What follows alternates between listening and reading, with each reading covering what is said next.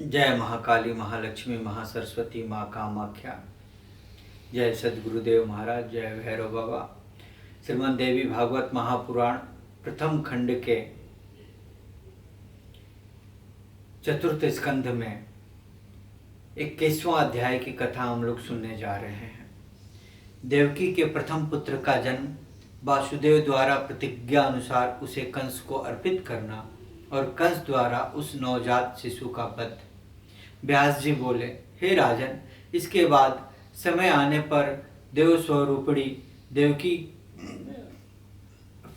ने वसुदेव के संयोग से विधिवत गर्भ धारण किया।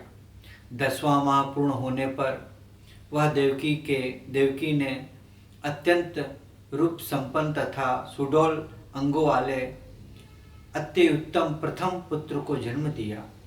तब सत्य प्रतिज्ञा से बंधे हुए महाभाग वसुदेव ने होनहार से विवश होकर देव माता देवकी से कहा, हे सुंदरी, अपने सभी पुत्र कंस को अर्पित कर देने की मेरी प्रतिज्ञा को तुम भली भांति जानती हो। ऐसे हे महाभागे, उस समय इसी प्रतिज्ञा के द्वारा मैंने तुम्हें कंस से मुक्त कराया था। अतः हे सुंदरी, हे सुंदर केशों वाली, मैं यह पुत्र तुम्हारे चचेरे भाई कंस को अर्पित कर दे रहा हूँ। जब दुष्ट कंस अथवा प्रारब्ध विनाश के लिए उद्धत ही है तो तुम कर ही क्या सकोगी। अद्भुत कर्मों का परिणाम आत्मज्ञान से रहित प्राणियों के लिए दुर्भाग्य होता है।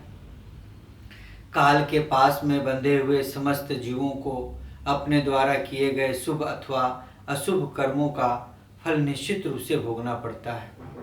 प्रत्येक जीव का प्रारब्ध निश्चित रूप से विधि के द्वारा ही निर्मित है। देवकी बोली, हे स्वामी, मनुष्यों को अपने पूर्व जन्म में किए गए कर्मों का फल अवश्य भोगना पड़ता है, किंतु क्या तीर्थाटन, तपश्चरण एवं दानादि से वह कर्म फल नष्ट नहीं हो सकता। हे महाराज, पूर्व अर्जित पापों के विनाश के लिए महात्माओं ने धर्मशास्त्रों में तो नाना विधि प्रायश्चित के विधान का उल्लेख किया है। ब्रह्म हत्या करने वाला, स्वर्ण का हरण करने वाला, सुरापान करने वाला तथा गुरु पत्नी के साथ अविचार करने वाला महापापी भी 12 वर्षों तक व्रत का अनुष्ठान कर लेने पर शुद्ध हो जाता है। हे अनंत, उसी प्रकार मनु आदि के द्वारा उपादिष्ट प्रायश्चित का विधान पूर्वक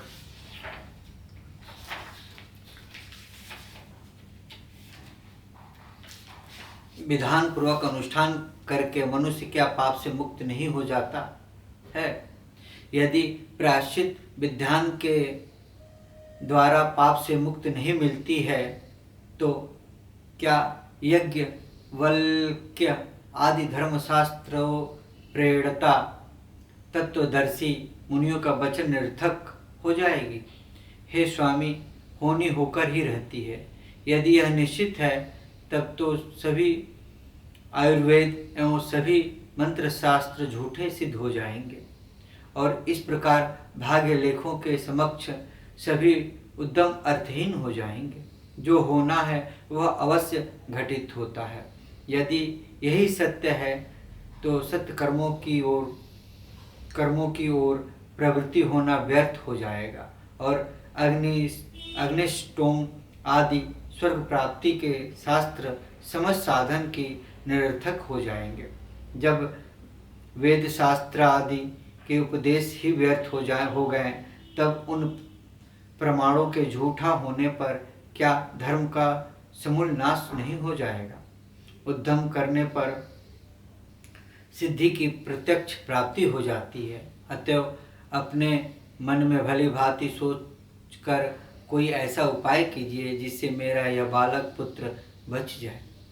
किसी के कल्याण की इच्छा से यदि झूठ बोल दिया जाए तो इसमें किसी प्रकार का दोष नहीं होता, ऐसा विद्वान लोग कहते हैं। वसुदेव जी बोले, हे महाभागे, सुनो, मैं तुमसे यह सत्य कह रहा हूँ कि मनुष्य को उद्यम करना चाहिए उसका फल देव के अधीन रहता है। प्राचीन तत्ववेताओं ने इस संसार में प्राणियों के 3 प्रकार के कर्म पुराण तथा शास्त्रों में बताए हैं। हे सुमधे में संचित प्रावध्य और वर्तमान, संचित प्रावध्य और वर्तमान, ये 3 प्रकार के कर्म देहधारियों के होते हैं। हे सुजघने प्राणियों द्वारा संपादित जो भी शुभाशुभ कर्म होते हैं वे बीज का रूप धारण कर लेते हैं और अनेक जन्मों के उपार्जित वे कर्म समय पाकर फल देने के लिए उपस्थित हो जाते हैं। जीव अपना पूर्व शरीर छोड़कर अपने द्वारा किए गए कर्मों के अधीन होकर स्वर्ग अथवा नरक में जाता है। सुकर्म करने वाला जीव दिव्य शरीर प्राप्त करता है। स्वर्ग में नाना विधि सुखों का उपभोग करता है तथा दुष्कर्म करने वाला विषय भोगजन्य यातना देह प्राप्त करके नरक में अनेक प्रकार के कष्ट भोगता है। इस प्रकार भोग पूर्ण हो जाने पर जब पुनः उसके जन्म का समय आता है तब लिंग देह के साथ संयोग होने पर उसकी जीव संज्ञा हो जाती है। उसी समय जीव का संचित कर्मों से संबंध हो जाता है और पुनः लिंग देह के अविभार्व के समय परमात्मा उस कर्मों के साथ जीव को जोड़ देते हैं। हे सुलोचने, इसी शरीर के द्वारा जीव को संचित, वर्तमान और प्रावध्य इन 3 प्रकार के शुभ अथवा अशुभ कर्म भोगने पड़ते हैं। हे भामिनी, केवल वर्तमान कर्म ही प्रायश्चित आदि के द्वारा नष्ट किए जा सकते हैं। इसी प्रकार समुचित शास्त्रोक्त उपायों द्वारा संचित कर्मों को भी विनष्ट किया जा सकता है, किंतु प्रारब्ध कर्मों का क्षय तो भोग से ही संभव है, अन्यथा नहीं।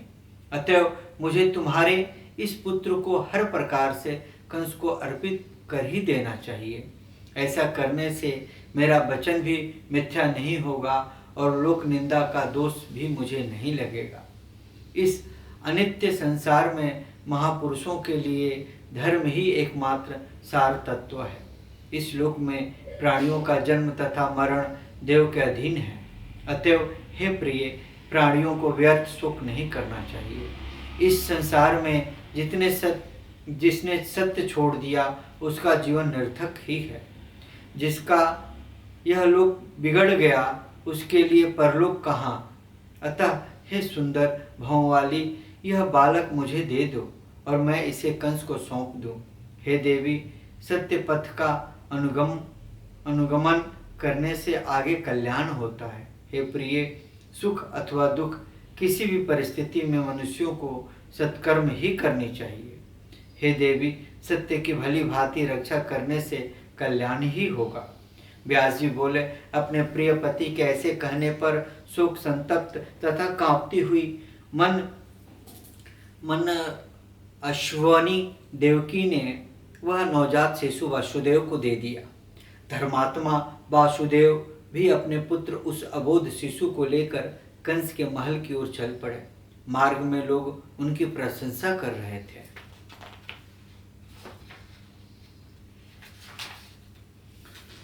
लोगों ने कहा, हे नागरिकों, इस मनस्वी वासुदेव को तो देखो। इस अबोध बालक को लेकर ये द्वेष रहित एवं सत्यवादी वासुदेव अपने वचन की रक्षा के लिए आज इसे मृत्यु को समर्पित करने जा रहे हैं। इनका जीवन सफल हो गया। इनके इस अद्भुत धर्म पालन को देखो, जो साक्षात काल स्वरूप कंस को अपना पुत्र देने के लिए जा रहे हैं।